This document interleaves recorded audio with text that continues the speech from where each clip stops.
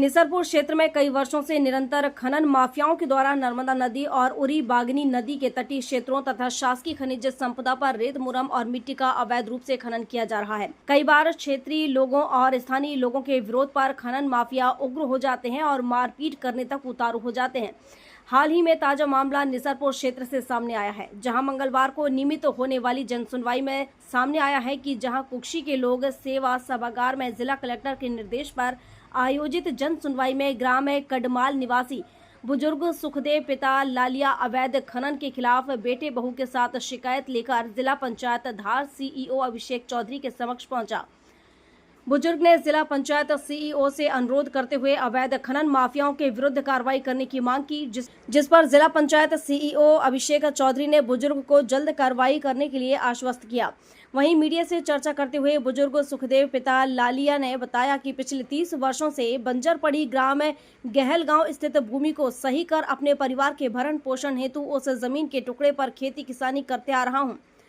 साथ ही पिछले कुछ वर्षों से जमीन का टुकड़ा सरदार सरोवर बांध परियोजना की डूब में आ जाता है, जिससे वर्तमान में एक ही फसल ले पाता हूं, जिस पर भी खनिज माफियाओं की नजर पड़ गई है और मेरे कब्जे वाली उक्त शासकीय भूमि से अवैध खनन करना शुरू कर दिया है, जिसकी लिखित शिकायत मेरे द्वारा तहसील कार्यालय में की गई है। लेकिन खनन माफियाओं की पैठ के आगे उन पर कोई कार्रवाई नहीं हुई और निरंतर उस जमीन पर जेसीबी मशीन से खुदाई कर सैकड़ों ट्रॉली मुरम और मिट्टी खोदी गई है, जिसका विरोध 2 दिन पूर्व मेरे बेटे विष्णु पिता सुखदेव ने खनन माफिया आशुतोष सेन के घर जाकर की, जिसके बाद आशुतोष सेन और उसके परिवार के कुछ सदस्यों ने बेरहमी से मारपीट की और मेरे बेटे को लहूलुहान कर दिया, जिसके बाद हमने पुलिस चौकी निसरपुर आकर रिपोर्ट दर्ज कराई। बता दें कि पीड़ित बुजुर्ग जिस व्यक्ति की अवैध खनन और कथित तौर बेटे के मारपीट करने की शिकायत लेकर जनसुनवाई में पहुंचा था, सूत्रों से प्राप्त जानकारी अनुसार उक्त व्यक्ति आशुतोष सेन कथाकथित तौर पर अपने आप को पत्रकार बताकर धौस के दम पर अवैध खनन को लंबे अरसे से अंजाम देते आ रहा है। साथ ही आए दिन अपने अवैध खनन के कार्यों की वीडियो सोशल मीडिया और फेसबुक पर अपलोड करता है। बहरहाल देखना होगा कि खनन माफियाओं पर किस प्रकार की कार्रवाई की जाती है। खेती के लिए वो सरकारी जमीन जो है ने मिट्टी खोद ले गया आशुतोष सेन, ये मान के चलो 30-35 साल के लगभग है। तो उसको हम खेल रहे तो अब कैसे खेलेंगे, उसको मिट्टी और सब निकाल के ले गया और बोलने गया तो मेरे साथ में मारपीट की इसने। देना आया खेती को, ये सरकार की खेती तो छे पर हमारे खेड़ी रहा तो मिट्टी ये भर कर लेगा रात को, हमको कोई पता नहीं या तो और सवेर को पता लगा।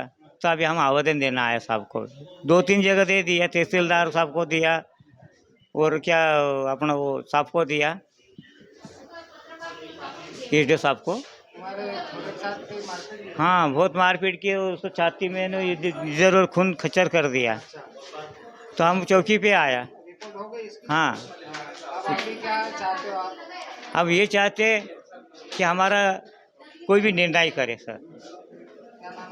सुखदेव जमरा, पिता लालिया। कलेक्टर महोदय के मार्गदर्शन में कुक्षी में जो जिला स्तर की जनसुनवाई है उसको रखी गई थी।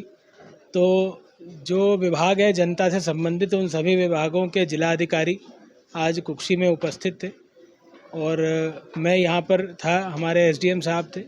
तो लगभग 100 से अधिक आवेदन हमारे पास आए हैं। सभी आवेदनों को हमने दर्ज किया है और मौके पर जो विभाग के अधिकारी थे उनको त्वरित निराकरण के निर्देश दिए हैं। हमारा प्रयास रहेगा कि अगले 1 से 2 हफ्ते में जो त्वरित निराकरण के केसेस हैं उनको हम निराकृत करें और आगे भी निरंतर हमारा प्रयास रहेगा कि अलग अलग जनपदों में इसी प्रकार से जनसुनवाई का कार्यक्रम करा के जनता को जहां तक हो सके तत्काल लाभ प्रदान करें। कुक्षी से चंदन डांगी की रिपोर्ट।